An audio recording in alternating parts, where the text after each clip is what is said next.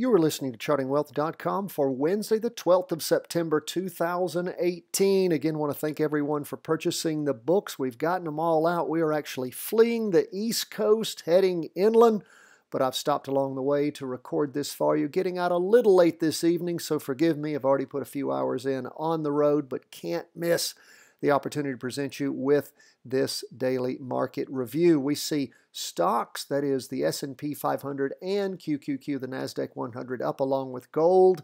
Bonds down. Let's jump into the S&P 500.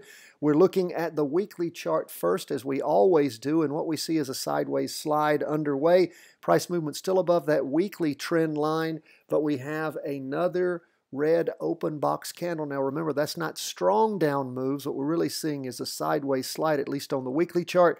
Price percent oscillator is pretty much flat. Derivative oscillators losing energy. Has the market topped? We don't know. Could just be catching its breath, getting ready to move up. Let's look at that two-day chart. Tune in a little closer.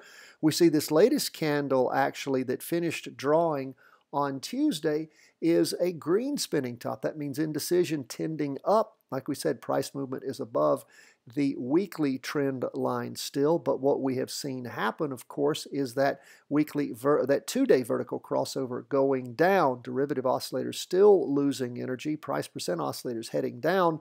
So even though we see that price movement on the two-day chart as a spinning top with some indecision tending up as far as the green color goes, we always remember our major indicator is that price percent oscillator, and it's still headed down. The derivative oscillator losing energy. As we tune in a little closer, look at that 4-hour chart. It hasn't crossed over going yet, but boomed up toward the end of the day. Now again, still after a big run down, it seems like maybe on that 4-hour chart things have bottomed out. Now the thing you need to keep in mind is, of course, two-day chart is on a confirmed up move.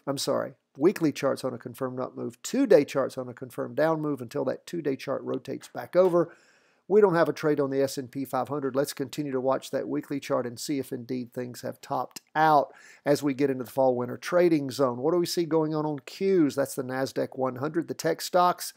Now, it is a stronger indicator here on the weekly chart of things topping out. It's a red down candle, solid red down candle now. Little bitty wick on top, most of the movement's on the bottom.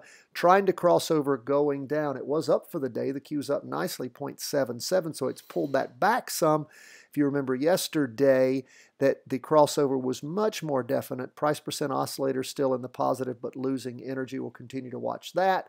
We go to the weekly chart. What do we see? Well, of course, it crossed over going down back on the 7th, just like the S&P 500.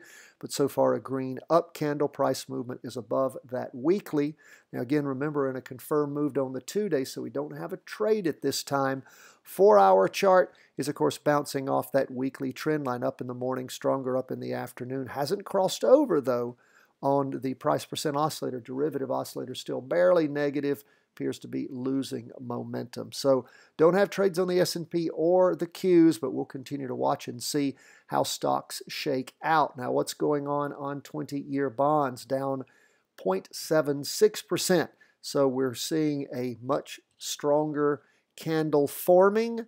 And of course, after that strong prior week's candle, looks like we are getting closer as the days pass to having a weekly vertical crossover going down on 20-year bonds. Give you an opportunity potentially to short that, but we don't call that candle until the end of the week.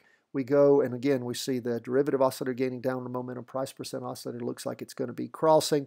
We look at the two-day chart. We have 3 strong down candles. We had that two-day crossover going down back on the 5th of September. So again, strong down movement. Price percent oscillator gaining momentum. Derivative oscillator also gaining downward momentum. We look at the 4-hour chart.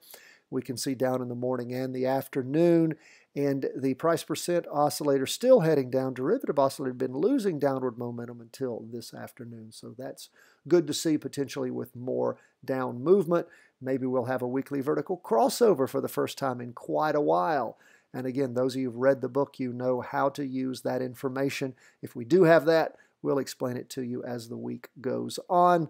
well before Monday. Okay, which is when you jump in on something like that. Lastly, we go to gold. Gold up 0.06% for the day. Gold's really just sliding sideways. Has it bottomed? Maybe it's trying to find a bottom. Don't know. Price percent oscillator is heading up just barely. Derivative oscillator losing downward momentum. We have a red candle. Again, it's a solid red candle forming so far. No wick on top, just down movement. So maybe we will see a continuation of down movement. What's going on that 2-day chart? Still heading up as far as price percent oscillator goes. Derivative oscillator losing momentum. This last candle is a down candle, a red, solid red down candle with a wick on the bottom. So we'll continue just to keep our eye on things and see how gold shakes out. We have no move until that 2-day chart rotates over, going down. And of course, looking at the 4-hour chart, down in the morning, up a little bit in the up some in the afternoon. Finished the day up 0.06%. 4-hour chart is still down. Derivative oscillator gaining momentum. So we'll continue to watch and see how these things shake out. We don't have a trade on the S&P, the Qs, or gold, but we might have one shaping up on 20-year bonds. We'll know by the end of the week. That's where we are, folks. Thanks so much. Hope that you're doing well. Those who live on the East Coast, down south, hope you are fleeing the hurricane and your property survives. We're all keeping our fingers crossed and praying hard. God bless. All the best from the whole team here at Charting Wealth World Headquarters.